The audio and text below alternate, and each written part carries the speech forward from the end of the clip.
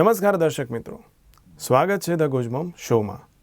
મિત્રો, રોજબરોજની જિંદગીમાં આપણે એલર્જી શબ્દનો ખૂબ બધી વાર ઉપયોગ કરીએ છીએ અને એનું મુખ્ય કારણ છે ઘણા બધા લોકોમાં વ્યાપક એલર્જી અને એલર્જીકજન્ય રોગો. ઘણા બધા લોકોને ધૂળ, ધુમાડો કે રજકણની એલર્જી હોય છે, તો ઘણા લોકોને ખાદ્ય પદાર્થો કે ખાદ્ય પદાર્થોમાં ઉમેરવામાં આવતા કલરિંગ એજન્ટ્સની એલર્જી હોય છે. ઘણા લોકોને તો વસ્ત્રોની પણ એલર્જી હોય છે. કવિઓની હળવી શૈલીમાં કહીએ તો આજકાલના જીવનમાં માણસને માણસની પણ એલર્જી થઈ ગઈ છે. જી હા મિત્રો, આજનો આ એપિસોડ સમર્પિત છે બાળકોમાં જોવા મળતી એલર્જી અને એલર્જીજન્ય રોગો વિશે. આજના આ વિષયને વ્યાપક અર્થમાં ચર્ચવાને અર્થે રાજકોટથી પધાર્યા છે જાણીતા બાળરોગ વિશેષજ્ઞ અને એલર્જી સ્પેશિયાલિસ્ટ ડૉક્ટર પરીન પરમાર. સ્વાગત છે ડૉક્ટર પરમાર આપનું. નમસ્કાર દર્શક મિત્રો.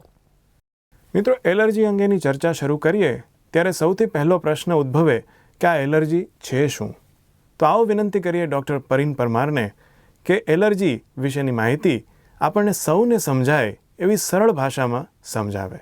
દર્શક મિત્રો, એલર્જી શબ્દનો આપણા રોજબરોજના જીવનમાં એટલો વ્યાપક રીતે ઉપયોગ થતો હોય છે કે ખરેખર વૈજ્ઞાનિક રીતે એલર્જી શબ્દને સમજવો અને તેની જાણકારી મેળવવી ખૂબ જરૂરી લાગે છે. એલર્જી સરળ ભાષામાં કહું તો આપણી રોગપ્રતિકારક શક્તિનો એક પ્રકારનો વિકાર છે. મિત્રો, રોજિંદા જીવનમાં આપણી રોગપ્રતિકારક શક્તિ અનેક પ્રકારના સૂક્ષ્મજીવો તેમજ અનેક પ્રકારના નિર્જીવ કણોના સંપર્કમાં આવતી હોય છે. સૂક્ષ્મજીવો કે વિવિધ પ્રકારના બેક્ટેરિયા, વાયરસ વગેરે, અને નિર્જીવ કણો જેવા કે આપણી આજુબાજુની હવામાં રહેલા કણો, ખોરાકમાં રહેલા કણો, ચામડીની સંપર્કમાં આવતા કણો વગેરે. સામાન્ય રીતે આપણી રોગપ્રતિકારક શક્તિ આ દરેક પ્રકારના સૂક્ષ્મજીવો અને નિર્જીવ કણોનો ખૂબ સારી રીતે સામનો કરતી હોય છે. પરિણામે આપણે તંદુરસ્ત રહી શકીએ છીએ.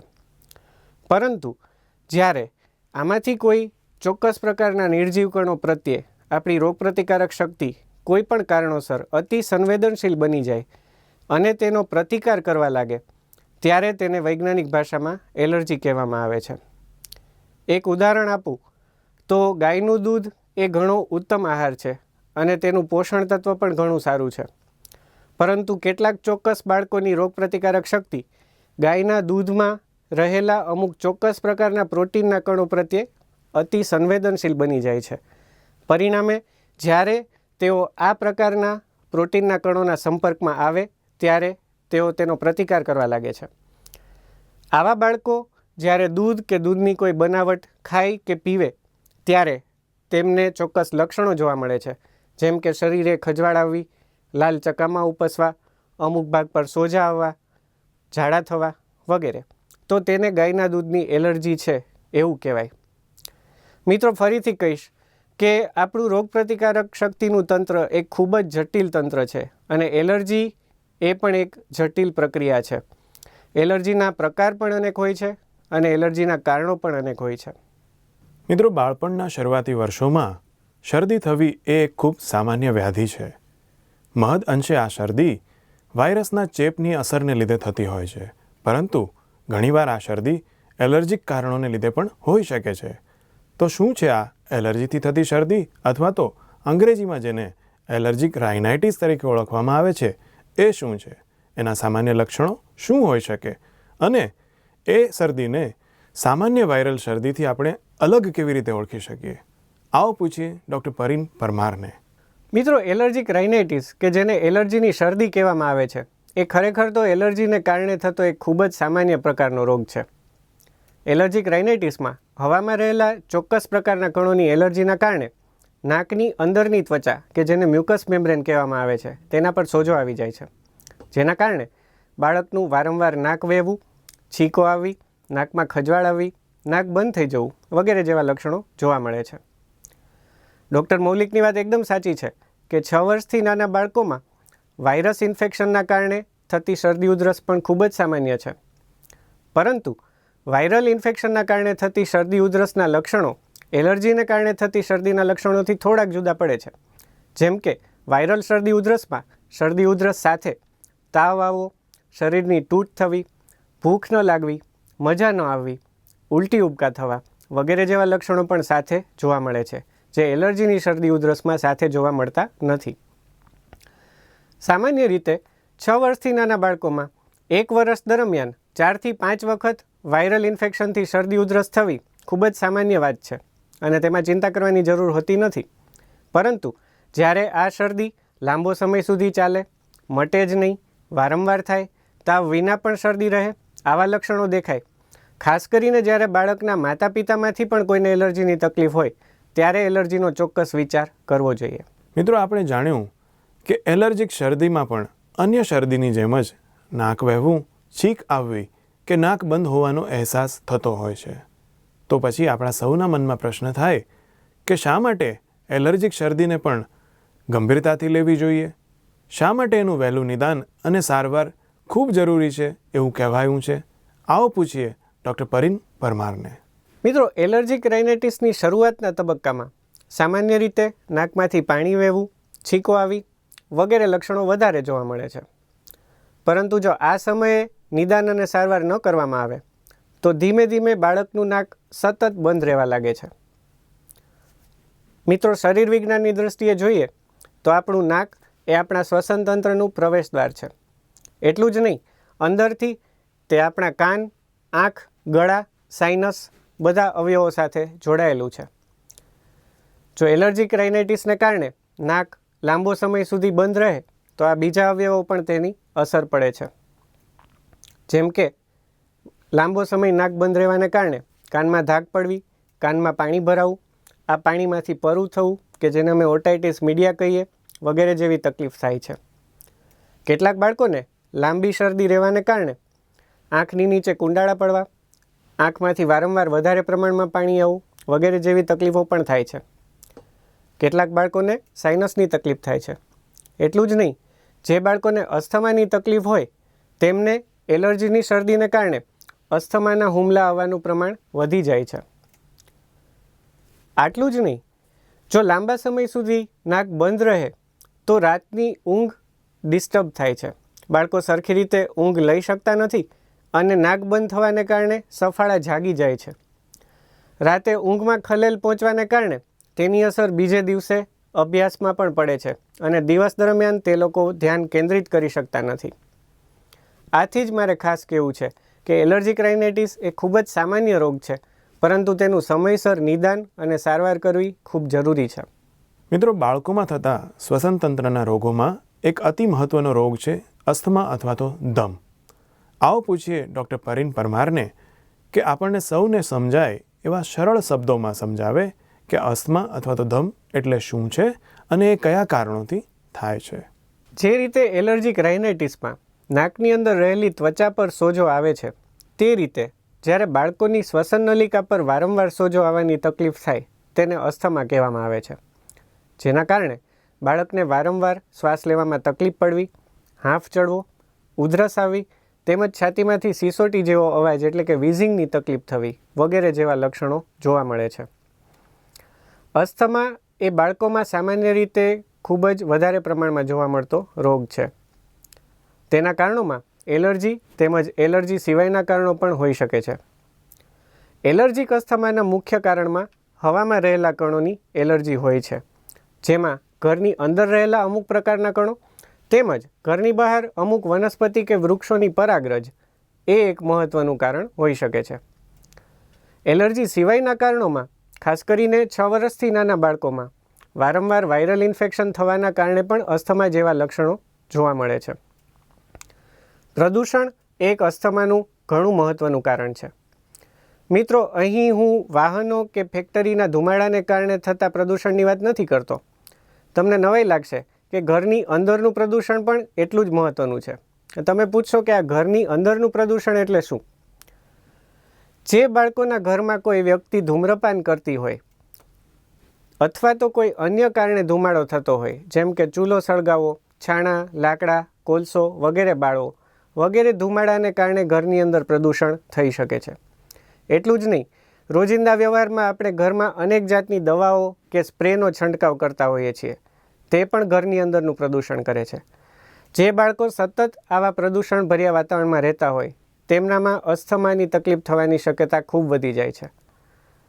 આ ઉપરાંત જે બાળકોના માતા પિતામાંથી કોઈને એલર્જી કે અસ્થમાની તકલીફ હોય તે બાળકોમાં વારસાને કારણે પણ અસ્થમા થવાની સંભાવના ઘણી વધારે હોય છે.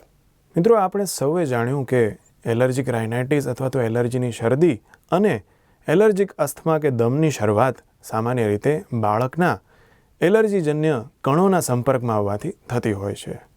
મહદ અંશે આ એલર્જીજન્ય કણો આપણા આસપાસના વાતાવરણમાં અને આપણા ઘરના વાતાવરણમાં જોવા મળે છે. આવો વિનંતી કરીએ ડૉક્ટર પરીન પરમારને કે આપણા ઘરના વાતાવરણમાં જોવા મળતા એલર્જીજન્ય કણો વિશે આપણને સવિસ્તાર સમજાવે. મિત્રો, જે રીતે આપણે આગળ વાત કરી એ પ્રમાણે સામાન્ય રીતે એલર્જીથી થતા શરદી શ્વાસમાં ઘરના વાતાવરણમાં રહેલા અમુક પ્રકારના કણો જવાબદાર હોય છે, જેમાં હાઉસ ડસ્ટ માઇટ, વિવિધ પ્રકારની ફૂગના કણો, અમુક પાલતુ પ્રાણીના શરીરમાંથી નીકળતા કણો જેમ કે કૂતરા, બિલાડી વગેરે, તેમજ અમુક જીવજંતુઓ જેવા કે વંદા વગેરેના શરીરમાંથી નીકળતા કણોથી એલર્જી થઈ શકે છે. મિત્રો, સૌથી પહેલાં હું હાઉસ ડસ્ટ માઇટની વાત કરીશ, કારણ કે એલર્જીથી થતા શરદી શ્વાસનું આ સૌથી મહત્ત્વનું અને મુખ્ય કારણ છે. હાઉસ ડસ્ટ માઇટ એ એવા સૂક્ષ્મ જંતુઓ છે કે જે આપણે નરી આંખે જોઈ શકતા નથી, પરંતુ આપણી ચારે બાજુ, આપણા ઘરમાં, આપણી ઓફિસ કે આપણી દુકાનમાં ખૂબ જ વ્યાપકપણે રહેલા હોય છે. મિત્રો, તમને એ સાંભળીને નવાઈ લાગશે કે હાઉસ ડસ્ટ માઇટનો મુખ્ય ખોરાક એ આપણા શરીરમાંથી નીકળતી ચામડીના કોષો છે, અને જે હવામાં રહેલો ભેજ અથવાથી આપણા પરસેવાથી થતો ભેજ એ હાઉસ ડસ્ટ માઇટના વિકાસ માટે ખૂબ જરૂરી છે. આ જ કારણે હાઉસ ડસ્ટ માઇટનું સૌથી વધુ પ્રમાણ આપણી પથારીમાં જોવા મળે છે. પથારીની ચાદર, ઓઢવાની ચાદર, ઓશિકાના કવર વગેરે કપડામાં હાઉસ ડસ્ટ માઇટ ખૂબ જ વધારે પ્રમાણમાં રહેલા હોય છે. વળી હવાની અવરજવર ઘરમાં થવાથી આ કણો પ્રસરીને પડદા, કાર્પેટ તેમજ સ્થાયી ફર્નિચર વગેરે જેવી જગ્યાએ પણ ભરાઈ જાય છે. આ ઉપરાંત ઘરની દિવાલોમાં ખૂણા ખાંચા હોય અથવા તો ક્યાંય રૂછાવાળું ફર્નિચર હોય તો એવી જગ્યાએ પણ હાઉસ ડસ્ટ માઇટ ભરાઈ જાય છે. અહીં મારે ફરીથી એક સ્પષ્ટતા કરવી છે કે જીવતા સૂક્ષ્મજીવો એટલે કે હાઉસ ડસ્ટ માઇટ એલર્જી કરતા નથી, પરંતુ હાઉસ ડસ્ટ માઇટના શરીરમાંથી નીકળતા કણો એ પ્રોટીન હોય છે, જેના પ્રત્યે અતિ સંવેદનશીલતા બનવાને કારણે એલર્જી થતી હોય છે. મિત્રો, આપણે જાણ્યું કે બાળકોમાં એલર્જી જન્માવતા ઘણા બધા એલર્જીજન્ય કણો આપણા ઘરના વાતાવરણમાં જ હોય છે. આમાંનું પ્રમુખ કારણ છે હાઉસ ડસ્ટ માઇટ. જો આપણે કોઈ રીતે આ હાઉસ ડસ્ટ માઇટનું ઘરમાં પ્રમાણ ઘટાડી શકીએ તો બાળકોમાં થતી એલર્જીની વ્યાધિ પણ ઘટાડી શકીએ. તો આવો પૂછીએ ડૉક્ટર પરીન પરમારને કે એવા કયા ઉપાયો કરી શકાય કે જેનાથી ઘરમાં હાઉસ ડસ્ટ માઇટનું પ્રમાણ ઘટી શકે. જેમના બાળકોને હાઉસ ડસ્ટ માઇટની એલર્જીની તકલીફ હોય તેમના માતા પિતાઓને હું ખાસ કહીશ કે આપણને ખ્યાલ છે કે હાઉસ ડસ્ટ માઇટ એ પથારીની ચાદર, ઓશિકાના કવર, ઓછાડ વગેરેમાં સૌથી વધારે પ્રમાણમાં હોય છે. આથી આ દરેક પદાર્થોને દર અઠવાડિયે ગરમ પાણીથી ધોવા જોઈએ તેમજ સૂર્યપ્રકાશમાં સૂકવવા જોઈએ. આ ઉપરાંત જે રીતે વાત કરી કે હાઉસ ડસ્ટ માઇટ એ પડદા, કાર્પેટ, ઘરનું રાચરચીલું વગેરેમાં ભરાઈ જતા હોય છે. આથી ખાસ કરીને સૂવાના રૂમમાં એટલે કે બેડરૂમમાં પડદા અને કાર્પેટ ન રાખે તે ખૂબ જ મહત્ત્વનું છે. આ ઉપરાંત કોઈ પણ બિનજરૂરી ફર્નિચર બેડરૂમમાં ન હોય તે પણ એટલું જ મહત્ત્વનું છે. વળી એક બીજી વાત કહું, સામાન્ય રીતે આપણે પહેલાં સાવરણીથી કચરો વાળતા હોઈએ છીએ અને પછી ભીનું પોતું કરતા હોઈએ છીએ, પરંતુ જ્યારે આપણે કચરો વાળીએ ત્યારે આ રજકણ હવામાં ઉડે છે અને પછી આપણા ઘરના વાતાવરણમાં જ રહે છે. આથી જેમના બાળકોને હાઉસ ડસ્ટ માઇટની એલર્જી હોય તેમના માતા પિતાઓને હું ખાસ સલાહ આપીશ કે કાં તો સીધું ભીનું પોતું મારે અથવા તો વેક્યુમ ક્લીનરનો ઉપયોગ કરે.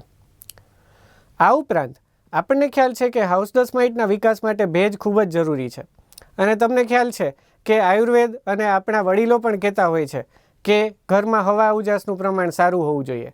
હાઉસ ડસ્ટ માઇટનો નિકાલનો એક સારો ઉપાય એ પણ છે કે ખાસ કરીને ઘરના દરેક રૂમમાં અને ખાસ કરીને બેડરૂમમાં હવા અને સૂર્યપ્રકાશ પૂરતા પ્રમાણમાં હોવો જોઈએ. એક વાત મારે કહેવી છે કે ગમે તેટલા પ્રયત્નો કરવા છતાં પણ હાઉસ ડસ્ટ માઇટને વાતાવરણમાંથી સંપૂર્ણપણે દૂર નથી કરી શકાતા. તેમનું પ્રમાણ ચોક્કસ ઘટાડી શકાય છે, અને જો આ પ્રમાણ ઘટાડ્યા છતાં પણ જો લક્ષણો ચાલુ રહેતા હોય તો એલર્જન સ્પેસિફિક ઇમ્યુનોથેરાપી એટલે કે હાઉસ ડસ્ટ માઇટના વેક્સિન્સ તેમનો પણ ઉપયોગ કરવો પડે છે.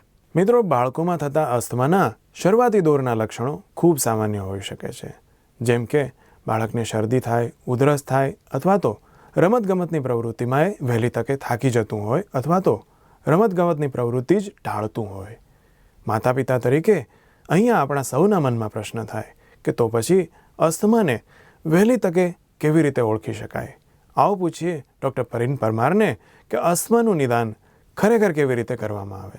મિત્રો, બાળકોમાં અસ્થમાનું નિદાન કરવા માટે તેને અત્યારે થતી તકલીફો તેમજ પહેલાં થયેલી તકલીફોની ખૂબ જ વિગતવાર માહિતી મેળવવી અત્યંત અગત્યની છે.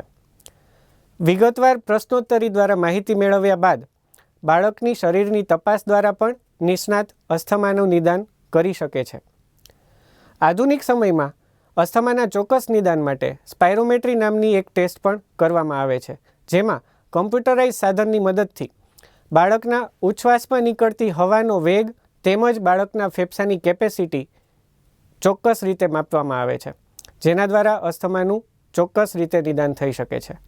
પરંતુ કેટલાક નાના બાળકો, ખાસ કરીને 5 વર્ષથી ઉંમરથી નાની ઉંમરના બાળકો સ્પાયરોમેટ્રી વ્યવસ્થિત રીતે કરી શકતા નથી.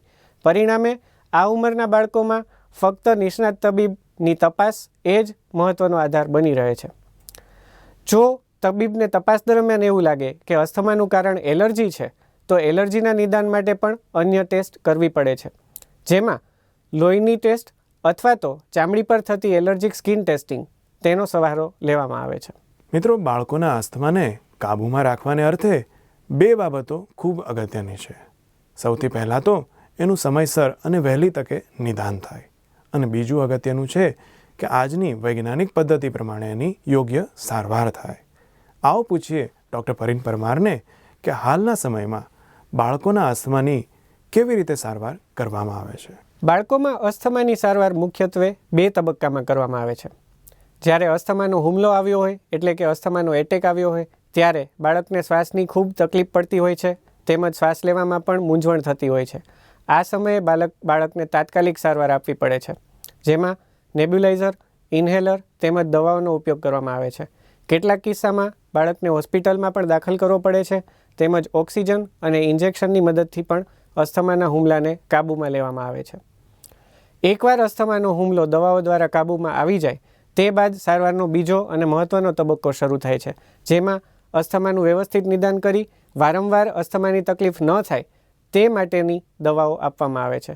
સામાન્ય રીતે આ દવાઓમાં ઇન્હેલર થેરાપીનો ઉપયોગ થતો હોય છે. આ ઉપરાંત જો એલર્જીને કારણે અસ્થમાની તકલીફ હોય તો બાળકને જે કારણેથી એલર્જી થતી હોય તે હવાના કણોથી દૂર રહેવાની તેમજ તેનું પ્રમાણ ઘટાડવાની અન્ય ઉપાયો સૂચવવામાં આવે છે.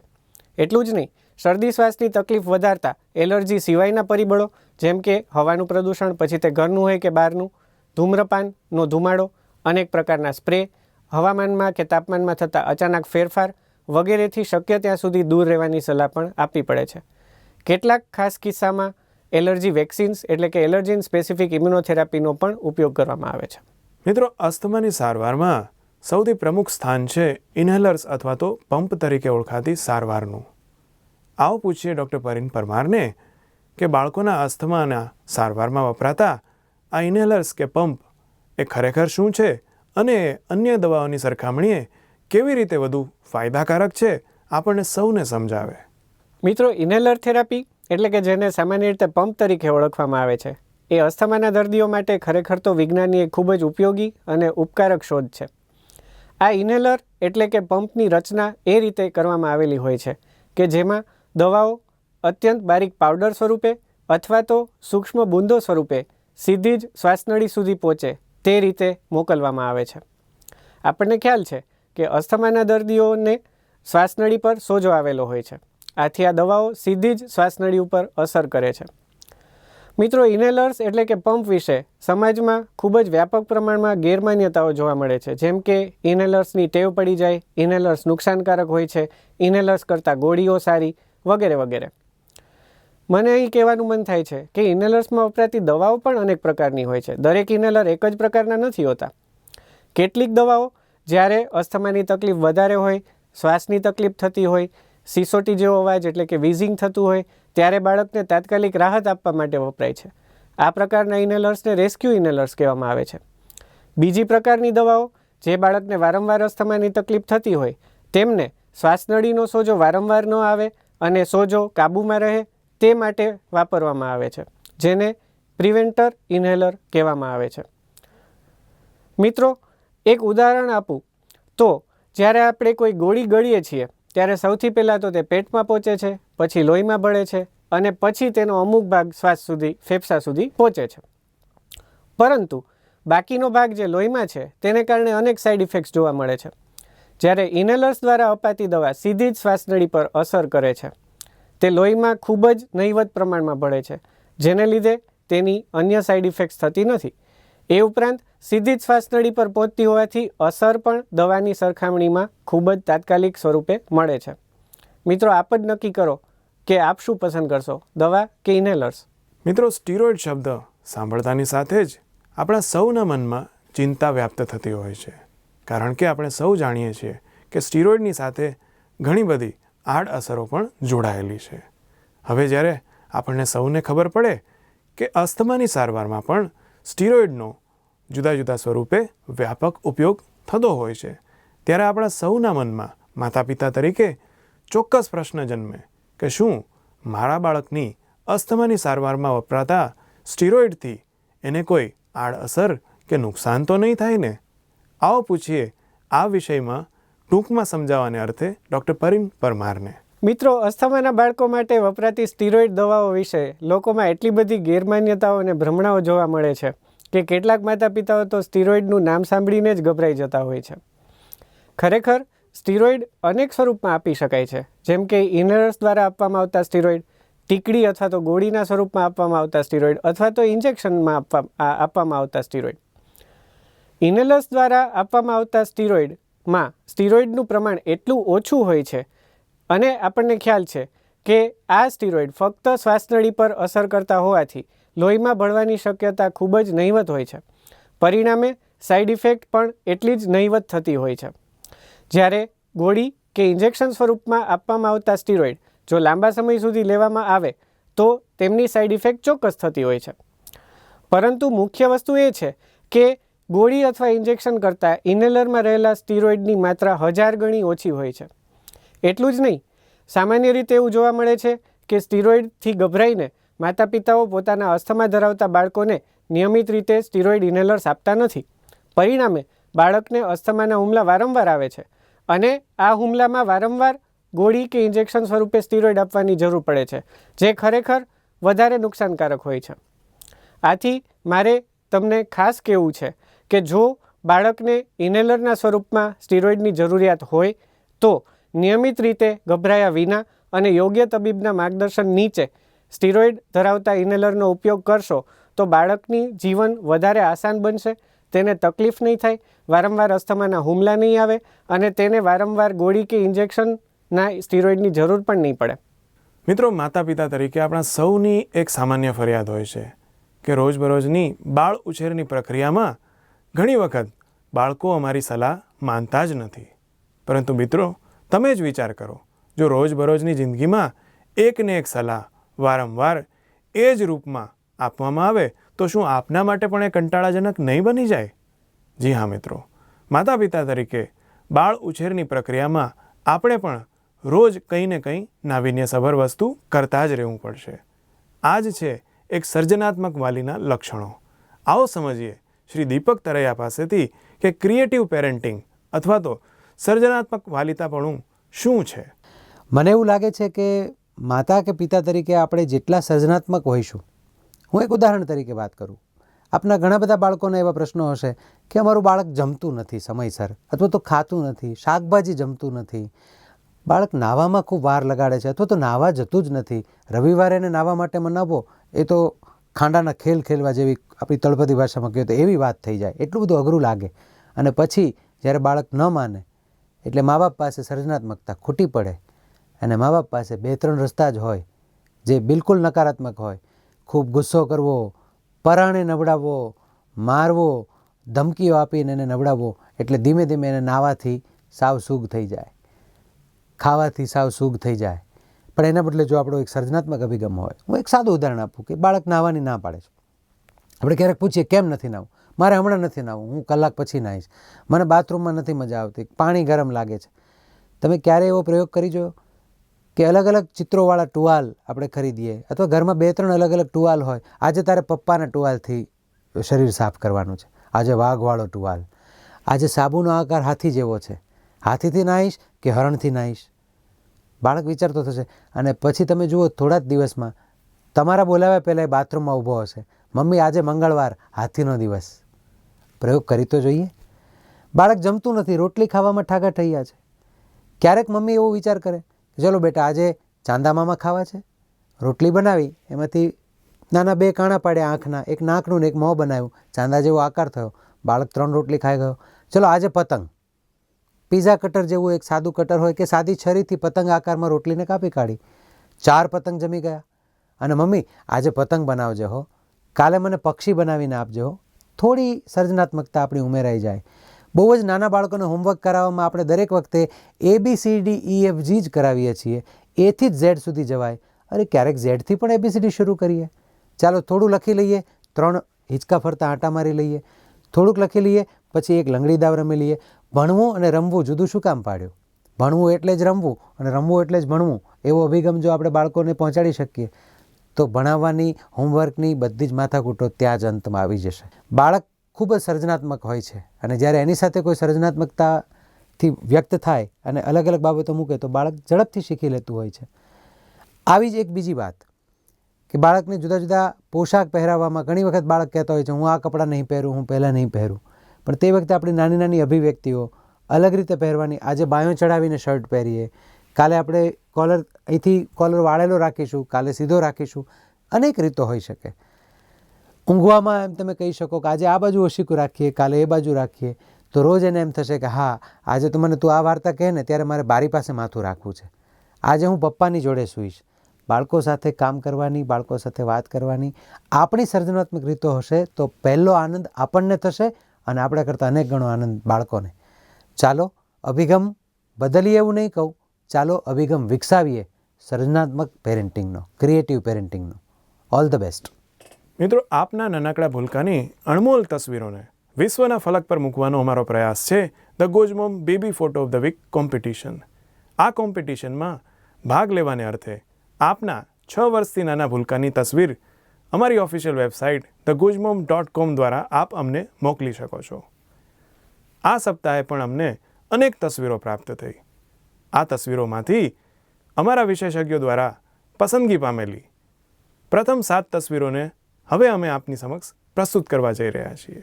તો નિહાળો the Gojmom baby photo of the week કોમ્પિટિશનના આ સપ્તાહના 7 બેસ્ટ ક્લિક્સ. મિત્રો, આ છે આ સપ્તાહના 7 બેસ્ટ ક્લિક્સ.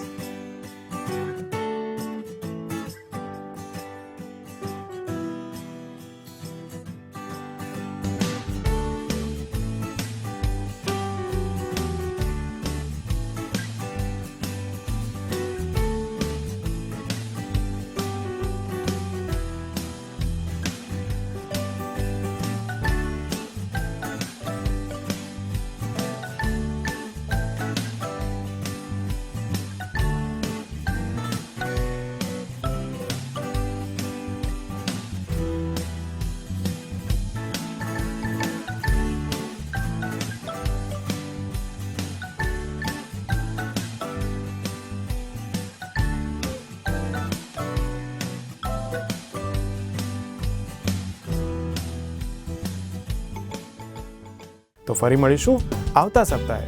ત્યાં સુધી માણતા રહો સગર્ભા માતા, નવજાત શિશુ અને બાળકોને લગતા વિષયોને સમર્પિત આપણી ભાષા એટલે ગુજરાતી ભાષાનો એકમાત્ર ટીવી શો એટલે ધ ગોજમોમ શો. નમસ્કાર. માતાની એવી પરિસ્થિતિ કે જેમાં સિઝેરિયન ડિલિવરીની જરૂરિયાત પડતી હોય છે, જેવી કે પ્રસૂતિના બીજા તબક્કાનું લંબાવું,